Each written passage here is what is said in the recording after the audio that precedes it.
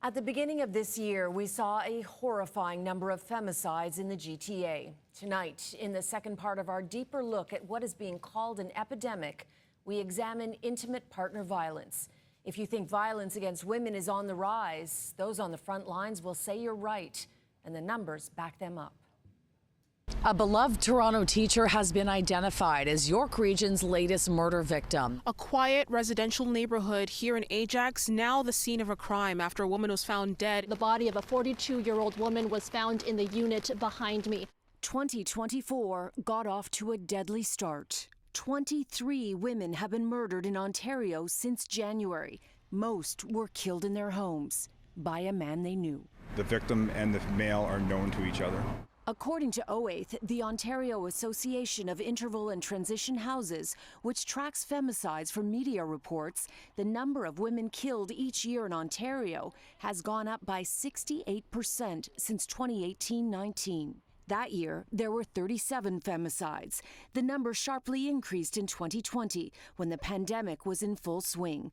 By the end of 2023, 62 women had been killed that year. We do know that they knew each other. But these tragedies are a small part of a bigger crisis that is taking place.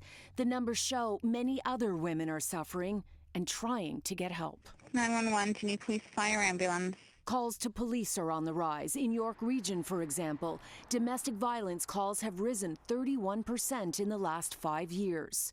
Calls to the Barbara Schleifer Commemorative Clinic, which offers legal services and counseling for women dealing with abuse, have dramatically increased as well. At the clinic, we were serving around 8,000 people pre-pandemic in 2019.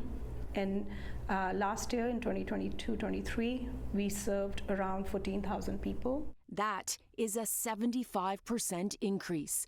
The clinic expects this year's numbers will be even higher.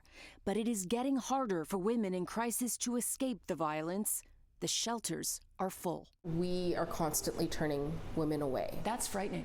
It is. It's absolutely frightening. And you just hope that they can survive until they can find the space they need and get to safety. Last year, Nellies had to turn away 177 women in crisis seeking refuge. But it's not the only one. Jyoti Singh says all of the gender-based violence shelters in Toronto are turning women away. Part of the problem is women are staying longer because they have nowhere else to go due to the lack of affordable housing.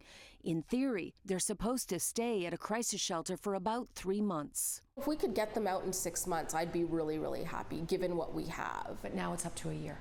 Absolutely. Which creates a bigger backlog. Absolutely. And you have to turn more women away. Fewer spaces for women to access when they're literally in danger for their life. Singh believes the cause for the rise in violence against women is a reflection of socioeconomic pressures. Increased stress, lack of affordability, lack of access to services, increased mental health issues.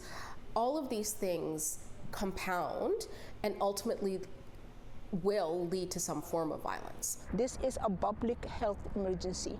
Fartuma Kuso's daughter, Sarah Boole, was murdered a year ago. Her mother says she suffered years of abuse and had just moved into a shelter 3 weeks earlier to escape the violence. Her former husband is charged with her death. We need to have a different perception. We need to take the shame and hiding behind closed doors and thinking this is a private matter, we don't want to deal with it.